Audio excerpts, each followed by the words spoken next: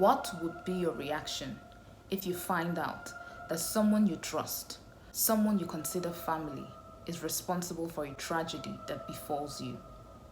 That was the case of the Imezuoba family, who lost their daughter to the vicious, evil, and cruel hands of someone they thought was family. This is the story of little Chikamso Victory, who was murdered in the most despicable and gruesome manner. My name is Ibehita, okay? And this is True Crime Stories.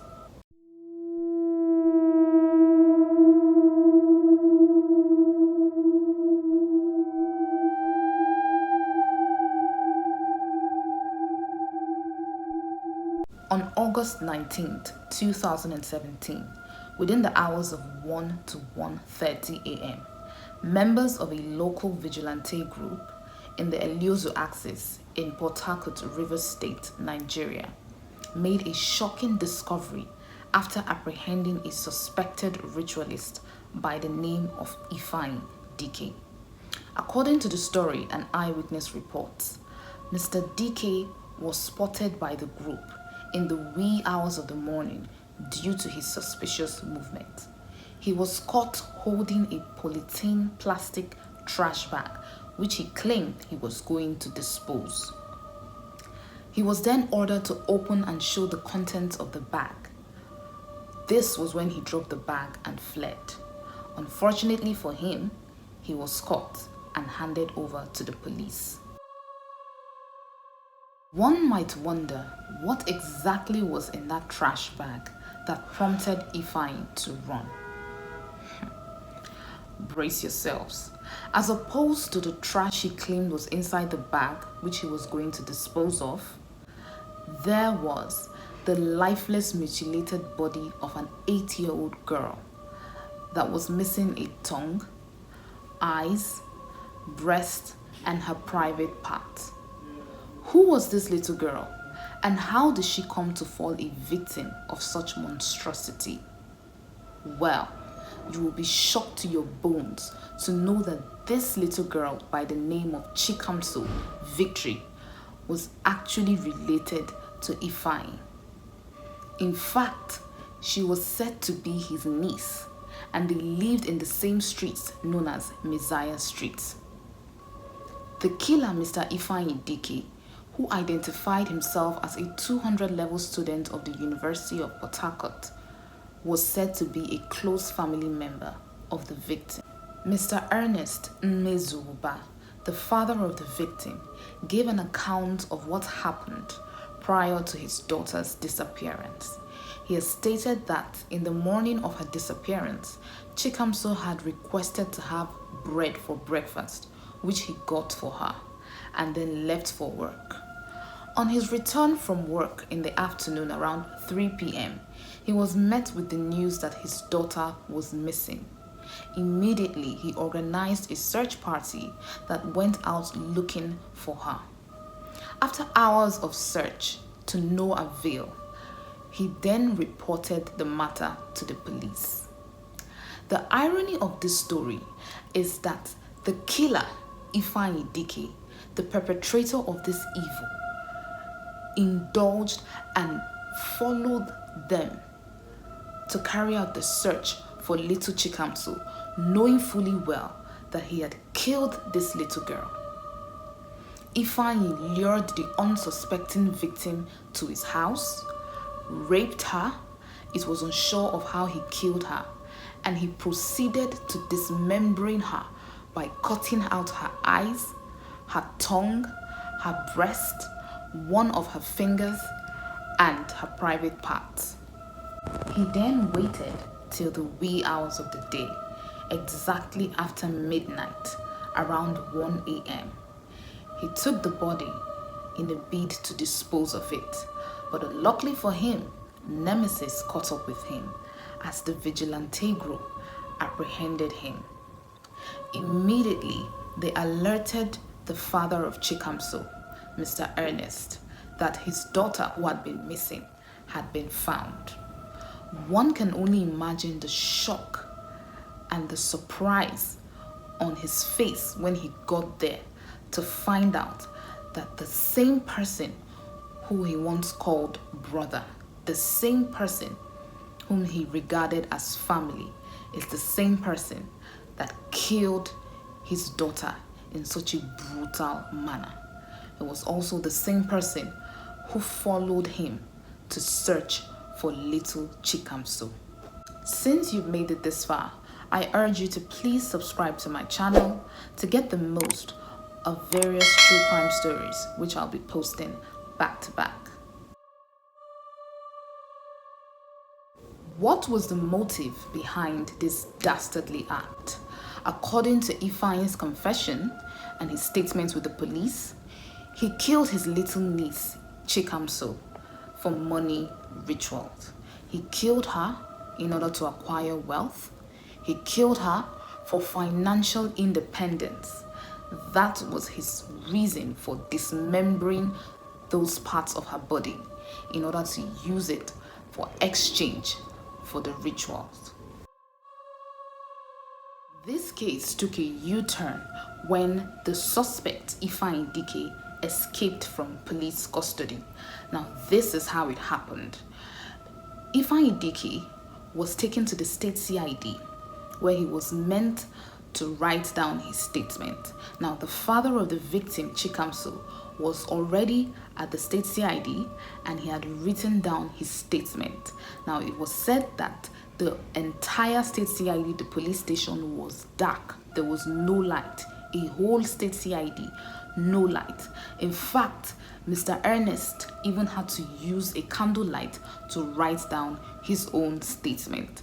Now, when it got to the turn of Ifeanyi Dike, the suspect, to write his own statement, he complained that he was thirsty.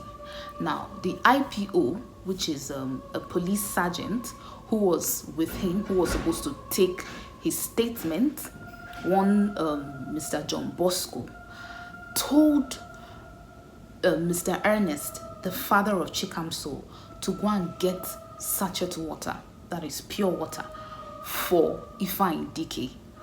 You can imagine the surprise and the shock that Mr. Ernest felt at that moment. And he confronted the officer, asking him if he's okay. Are you crazy? Why would you tell me to go and get water for a murderer, someone who killed my daughter, a ritualist? And he told him that he's not doing such and that that's none of his business. This act alone was very suspicious, and it was quite clear that this officer had motive. But it didn't end there. Officer John Bosco then went ahead to remove the handcuffs from the hands of the suspect, Ifeanyi, in a bid to enable him write down his statement.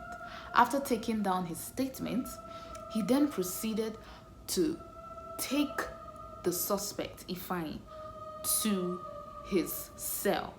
And that was when Ifeanyi saw a chance and took it. He immediately fled and ran away from the police station. This act drew public outcry and condemnation, with members of the public demanding justice. There were also speculations that the killer, Ifeanyi Dike, was not working alone and that he was being sponsored by individuals in high places, and that the officer, Sergeant John Bosco, was used as a tool in aiding the escape of Ifeanyi in order not to divulge the real perpetrators of this crime. After 3 weeks of intense search for the killer, Ifeanyi Dike, he was subsequently located in Jos by the Nigerian police force, and he was returned back to Rivers State to commence trial and answer to his crimes.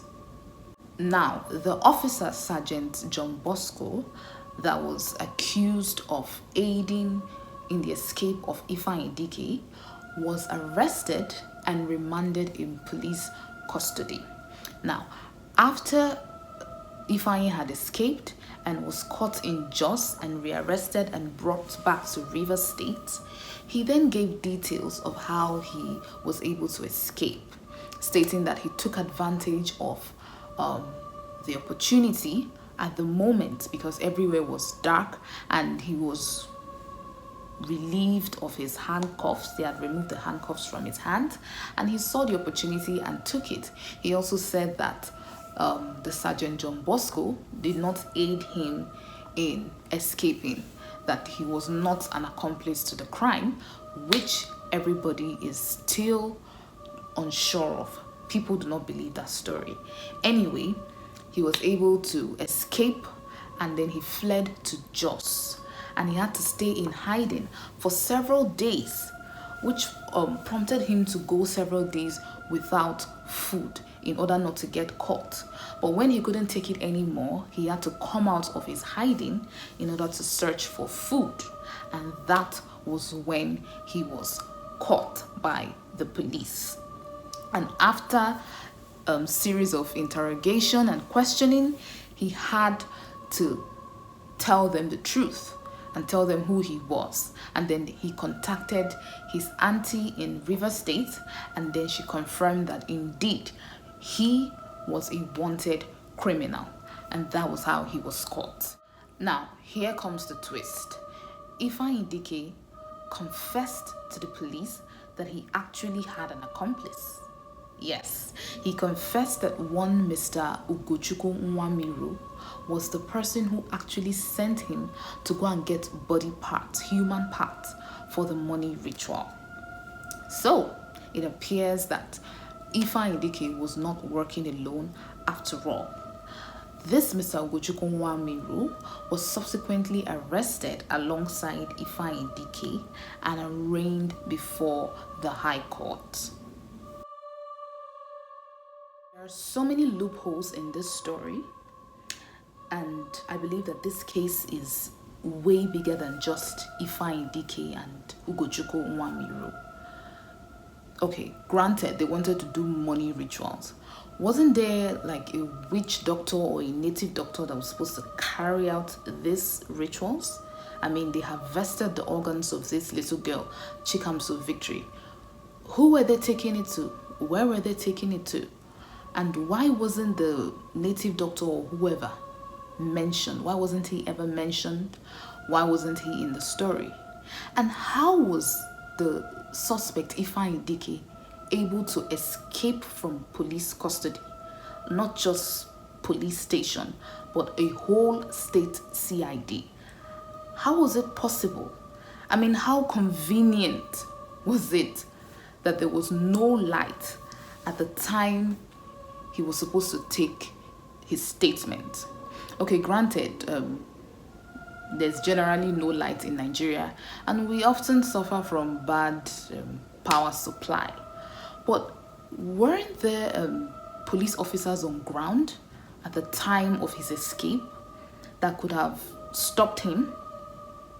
And this Sergeant John Bosco, how could he have removed the handcuffs from a hardened criminal, somebody that just committed that kind of gruesome crime? You remove the cuffs from his hand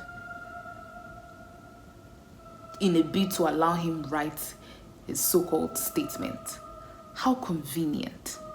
So there are so many loopholes in this story, and you can't blame anyone for thinking or believing that this John Bosco was an accessory to the escape of Ifeanyi Dike, and he was probably tipped off, or he was probably sponsored by somebody or some group of people that are actually backing this Ifeanyi Dike up. So that's my own opinion. On May 13th, 2020, 3 years after this whole incident, a high court in Port Harcourt finally gave a verdict. I don't know why it took that long, but a judge eventually gave a ruling and sentenced Ifeanyi Dike and his accomplice Ugochukwu Nwamiru to death by hanging for the murder of Chikamso Victory.